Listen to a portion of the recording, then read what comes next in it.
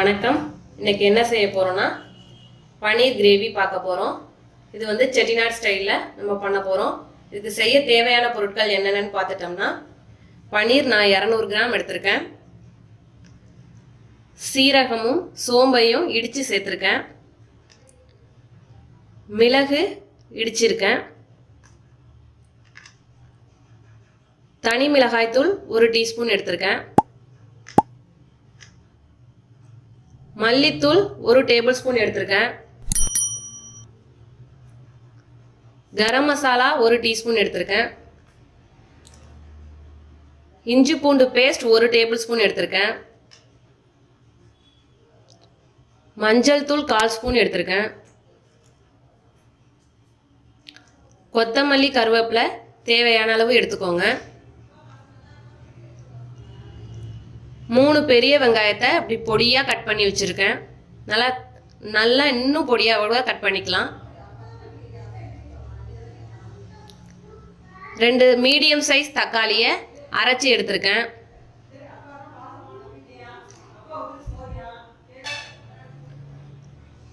ஒரு சின்ன துண்டு பட்டை, 2 ஏலக்காய், 2 கிராம்பு, 1 பிரியாணி இலை எடுத்திருக்கேன்.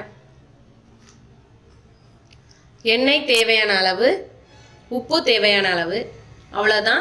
இப்போ செய்ய ஸ்டார்ட் பண்ணலாம். ஒரு கடாய் வச்சுக்கோங்க. கடாய் ஹீட் ஆனதும் எண்ணெய் சேர்த்துக்கலாம்.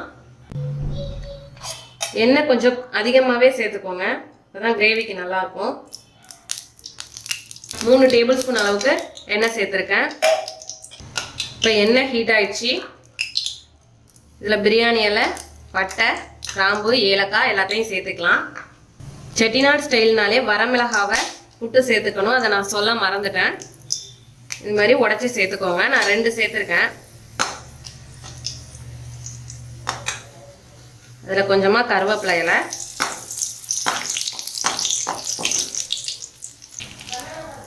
இப்போ வெங்காயம்,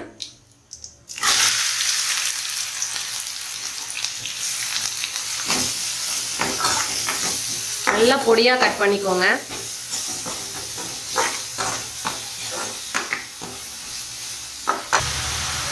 கிரேவிக்கு தேவையான அளவு உப்பு சேர்த்துக்கோங்க.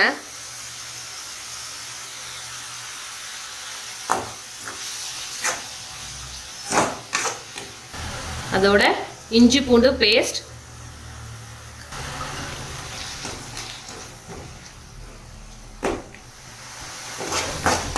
நல்லா வதக்கிக்கோங்க.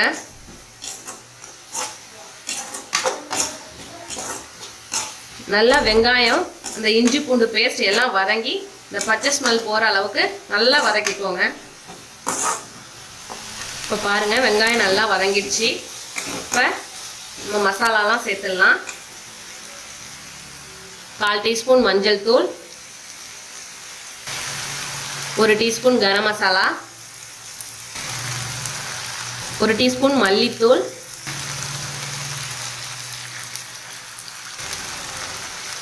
மிளகாய்த்தூள் சேர்த்துக்கிறேன். எல்லாத்தையும் சேர்த்து வதக்கிக்கோங்க.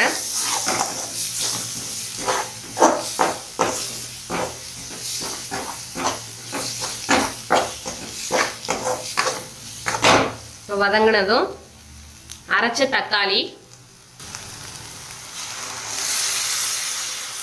அந்த திக்கு கொடுக்கறதுக்காக தக்காளியை அரைச்சி சேர்த்துக்கலாம்.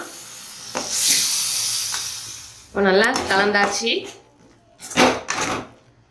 கொஞ்சமாக தண்ணி சேர்த்து கொதிக்க விடுவோம்.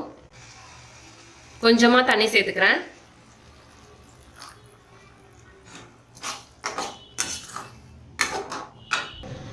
மூடி போட்டு 10 நிமிஷம் கொதிக்கட்டும்.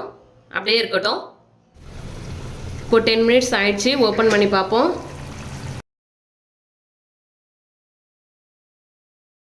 பாருங்கள், எண்ணெயெல்லாம் பிரிஞ்சு வந்திருக்கு. நல்லா கொதிச்சிருச்சு.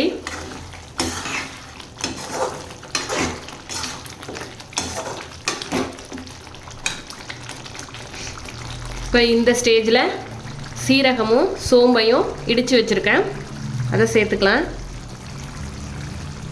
மிளகையும் இடித்து வச்சுருக்கேன்.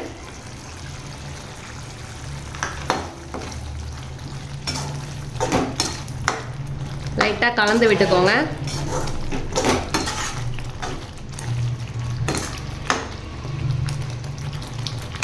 கலந்ததும் ஃப்ளேமை சிம்மில் வச்சுக்கோங்க.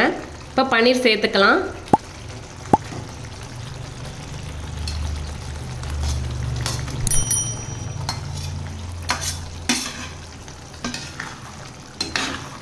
லைட்டாக பரட்டி விட்டுக்கோங்க.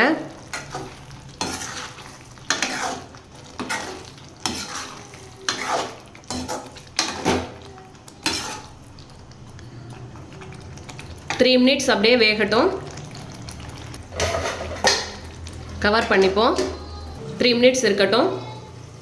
இப்போ 3 மினிட்ஸ் ஆயிடுச்சு. ஓப்பன் பண்ணி பார்ப்போம்.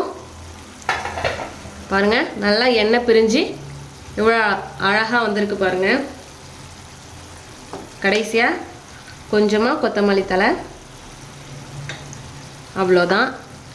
ஃப்ளேமை ஆஃப் பண்ணிடலாம். அருமையான அற்புதமான நம்மளோட பன்னீர் கிரேவி தயாராகிடுச்சு. இதே போல் நீங்களும் செஞ்சு பார்த்துட்டு எப்படி வந்துச்சுன்னு கமெண்ட்டில் சொல்லுங்கள். தேங்க்யூ.